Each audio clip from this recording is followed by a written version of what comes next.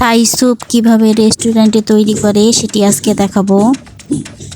তো Thai soup তৈরি করতে প্রথমে 3টা ডিম কুসুম এবং সাদা অংশ আলাদা করে নিতে হবে। তো এখানে কুসুমটা এভাবে আলাদা করে নিচ্ছে, সাদা অংশটি নেবে না, শুধু কুসুমটা নেবে।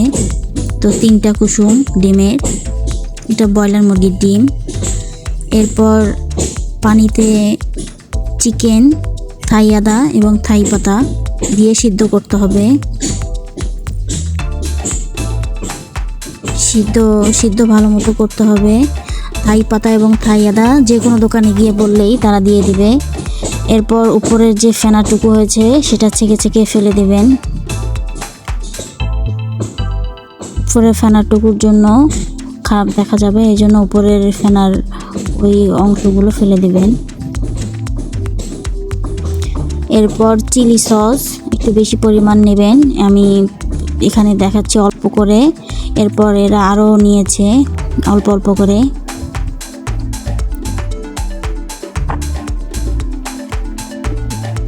এরপর ডিমের কুসুমটা ভেঙে কর্নফ্লাওয়ার এবং পানি মিশ্রিত একসাথে করে এভাবে ঢেলে দিতে হবে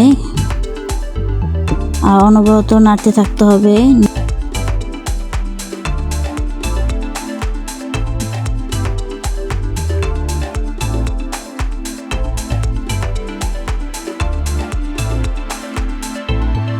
এরপর লেবুর রস, এখানে 3টা লেবুর রস দিয়েছে।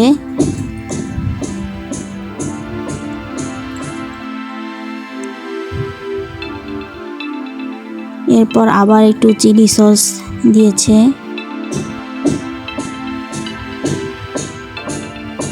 নাড়তেই থাকতে হবে অনবরত, নইলে ভারী হয়ে যাবে।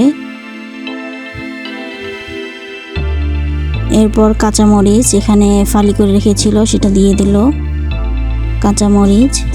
এরপর আবার কর্নফ্লাওয়ার এবং পানি মিশ্রিত যেটা রেখেছিল মগে সেটা আবার দিয়ে দিল।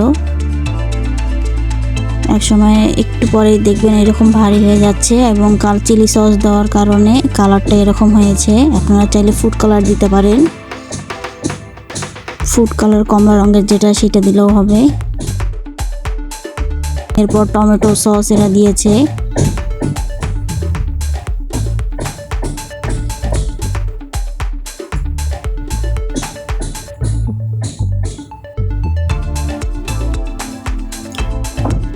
এবার চিনি, লবণ এবং টেস্টিং সল্ট, চাইলে আপনারা টেস্টিং সল্ট নাও দিতে পারেন।